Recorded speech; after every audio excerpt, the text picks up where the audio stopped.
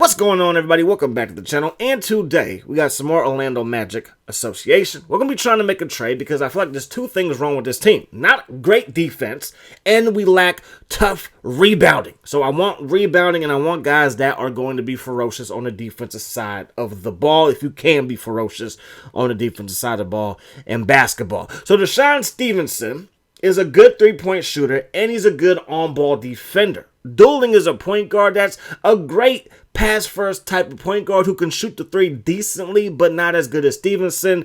And the plan isn't just to get rid of Dooling, but it's to make major moves here. Because in the two games that we lost, that I feel like we should have won, Boston, we could not defend Ray Allen, and then Chicago, we could not rebound the basketball, and that is not what I want to see. So Dooling for Deshaun Stevenson, that's trade number one. Then a huge trade, trying to get Smith and now Jefferson for JJ, Redick, Turkoglu, Battie, and also Adonal Foyle. Not necessarily going to work. Now, why Smith? Smith is a great rebounder. Defense, offense, rebounding, great, and now Jefferson is just great all over, right? Cool. Then I decided to go with David Lee, who's also a great rebounder. The problem with those two contracts, David Lee's in the last year of his deal. It's under $1 million for his contract. Turkoglu's making like $6 this season, so it wasn't going to work from a money standpoint, and teams also were not that interested in Turkoglu, surprisingly enough. So I do want to move away from JJ. He's 6'5", can shoot the heck out the basketball, but he can't stop nobody. He's not quick. He's not fast. He's basically not that athletic, and I want somebody who is athletic to replace him. So again, trying to find a way to get Turkoglu off the roster as well. And then I find Evans, Reggie Evans, 98 offensive rebound, 97 defensive rebound, and I want J.R. Smith. Because J.R. Smith is an athletic monster in this game, and he can shoot the three, and he can dunk over almost anybody. So we're trying to make this work between us, the Nuggets, and the Warriors. So we add Crozier to the deal. That's not going to work. The money, again, is the biggest problem. I do want Matt Barnes because he's somebody else that's a 3-and-D type of player, and that's what I'm looking for here. Going to throw in Jalen Rose to try to make the deal work. And I'm going to pick up Bryant, I should say. He's going to be coming to town as well. So the Nuggets are going to get Jalen Rose and Aurora. The Warriors are going to get Foyle going back there. Garrity and JJ Redick is going to be a Warrior as well. We get Reggie Evans and we get J.R. Smith and Matt Barnes.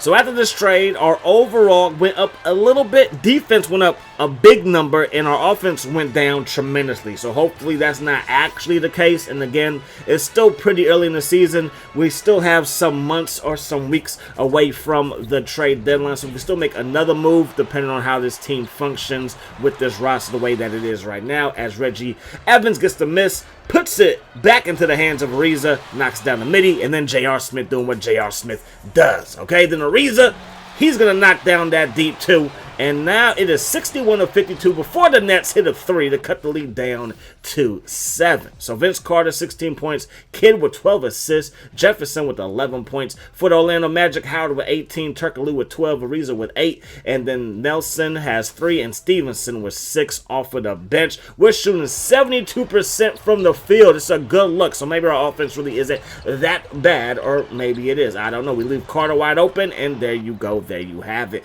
But like I was saying, we still have some time to make some more moves.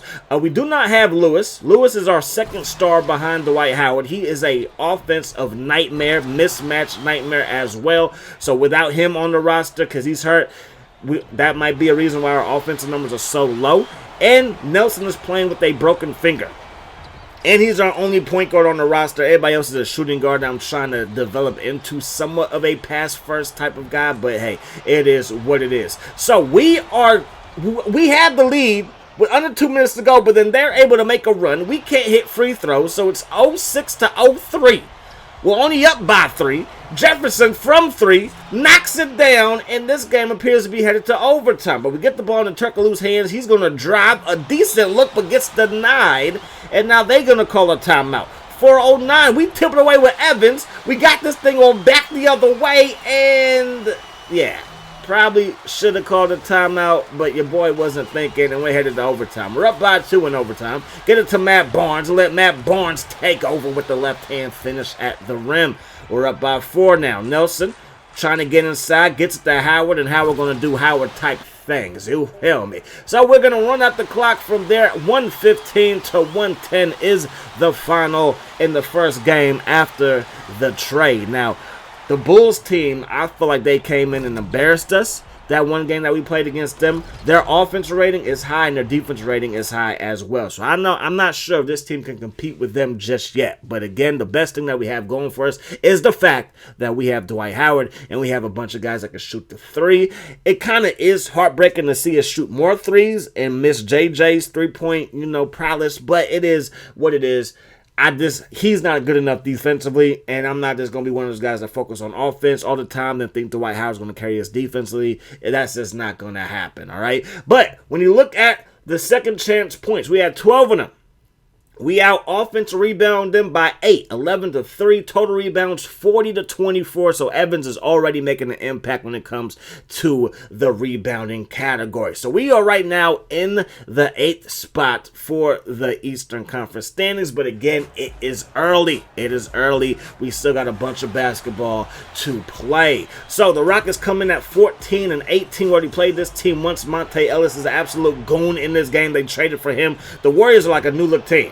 Baron Davis still has a bunch of guys that can help him out, but my goodness gracious, the Warriors went from like one of the best teams to a team that's not really recognizable from this era of basketball. So the Rockets, they come out punches in our mouth early, but Matt Barnes, he's kind of tough. He's kind of street. He's going to knock down that triple, gets it inside, and look at Matt Barnes do work over the smaller Monte Ellis. They were once teammates. This season even, playing with the Warriors. That three is going to fall. Rafer Alston doing Rafer Alston type things. Skip to my Lou. So we do cut the lead down just a little bit, but the halftime score is 66 to 57. I'm like, our defense is supposed to be better. But knowing old school 2K, not just basketball, but also football, sometimes when you make trades and deals, they try to showcase that you're not that good at one area by exploiting the other area that you're actually good at. So our offense might not be the best right now without Lewis, who is out for the next few games, but our defense should be shutting this team down a little bit better, especially when I, mix up the matchups, had Dwight kind of playing Yao and then not playing Yao, and it just really didn't work out today as the Rockets just smashed us, and it wasn't fun.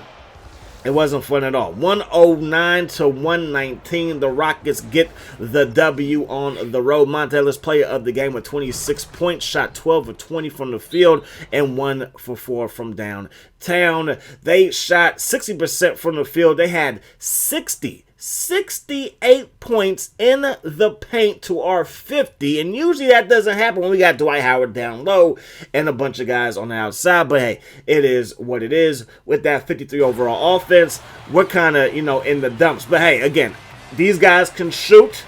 They might not have the best handle outside of Nelson. Nelson has the best handle on the team, obviously. So, again, we probably need another true ball handler. But as of right now, I like the guys that we have coming off the bench with Stevenson and J.R. Smith. And we still got Bogan. So, we got 3 guys that kind of are similar. So, we might make a move to try to get a true ball handler to be our backup point guard, because I do think that's one thing that we're missing. But all this is irrelevant until we get Lewis back to see how our squad can look at full strength. So Howard gets it inside, and he's too strong. He's too tough. He's too talented. But the Kings are not going to go down without a fight. They got Ron Artest, misses that one, got that shot blocked. But then Brad Miller with the midi gets that thing to go, and it's 6-2.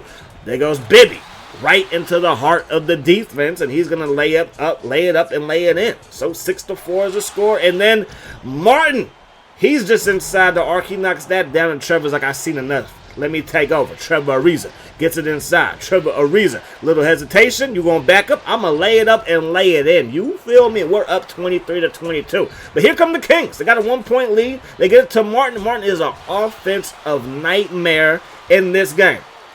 Maybe not for his whole career, but in this game, he was decent for real, for real. That is going to be an easy layup for Matt Barnes. We give Bibby too much space. That triple is going to fall.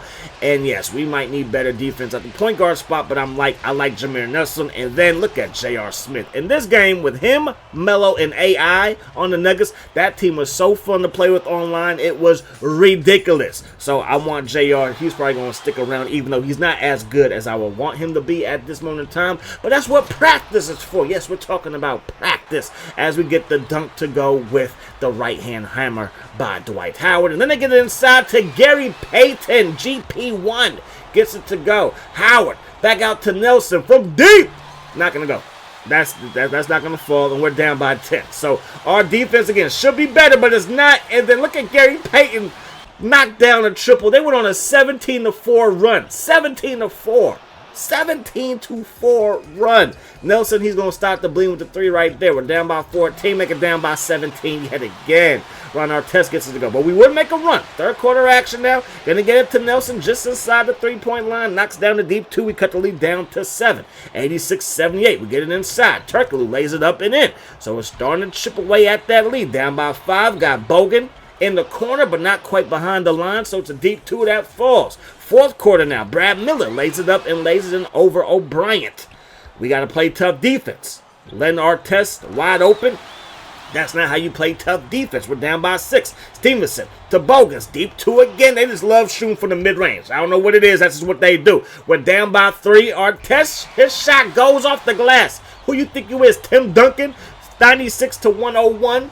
Deep 3 with the fadeaway. And look at the finesse. Look at the, I see you, Nelson. I see you. So they're going to knock down this 3. No, they're not. It's off the mark. We're down by just 2. 32 seconds on the clock. Nelson gets it to Howard. Howard works it inside, and when I saw this animation, I'm like, that's not going in.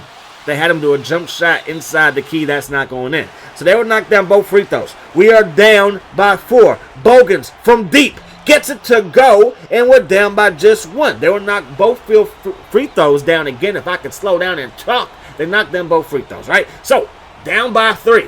Nelson gets the ball. Decent look, but not going to go. They will get the rebound, and again, they will knock home their free throws. 107-102 is the final. We did come back, but again, I think with our offensive rating being so low, they're penalizing us on the defensive side. Because I'm like, yo, hold on, player. Our defense should be better. But the defense, offense, and your overall rating does fluctuate in this game. You're going to see right here. Now it's 71 overall, 79 overall defense, but offense got a little bit better. So you kind of have to manage everybody's minutes, manage everybody's fatigue level, and manage trying to help these guys progress, because you will take a hit. You focus too much on offense, the defense will take a hit. Focus too much on defense, the offense will take a hit, obviously. But at the end of the day, we got to do better. But again, we're kind of waiting on Lewis to come back just to see how our team will function as a full healthy squad. As of right now, we are the 19th in the Eastern Conference. That's not going to get the job done. There's no play on. I mean, no play in game.